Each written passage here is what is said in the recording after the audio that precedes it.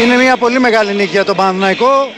Ο Παναθηναϊκός νομίζω ότι σήμερα κάνει ένα ακόμα βήμα μπροστά. Κερδίζει τη Φιωρεντίνα, κερδίζει την ομάδα που έχει φτάσει σε 2 τελικούς Conference League. Η νίκη αυτή καταρχάς πέρα ότι είναι τεράστια.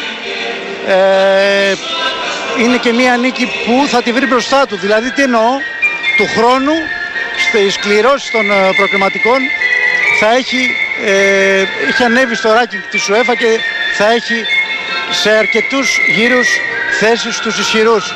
Είναι μια νίκη πολύ μεγάλη, μια νίκη που θυμίζει τον Παναθηναϊκό που θέλει ο κόσμος του, μια νίκη με κατάθεση ψυχής.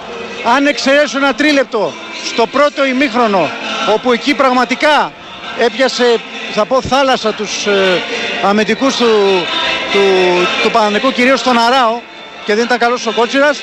Αν εξαιρέσω αυτό το τρίλεπτο, σε όλο το υπόλοιπο διάστημα ο Παναθηναϊκός ήταν πάρα πολύ καλός και έχει κάνει ένα καταπληκτικό δεύτερο ημίχρονο με κορυφαίο των κορυφαίων του γηπέδου, το Μανώλη Σιώπη, ο οποίος έχει κάνει ένα τεράστιο παιχνίδι, ένα αμυντικό χαφ που παραδίδει μαθήματα το πώς πραγματικά παίζουν τα αμυντικά χαφ. Δεν είναι μόνο ότι μάρκαρε, ήταν ότι πώς μοίραζε το παιχνίδι, πώς έδινε την μπάλα σωστά.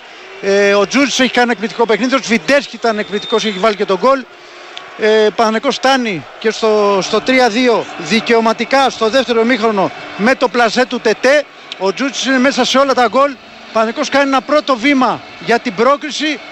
Είναι έτσι κι αλλιώς πολύ μεγάλη η σημερινή του νίκη και γι' αυτό αποθέωνεται από τον κόσμο του. Είναι μια πολύ μεγάλη βραδιά για τον Παναθηναϊκό, μια μεγάλη βραδιά για τους φίλους του Παναθηναϊκού. Αυτά.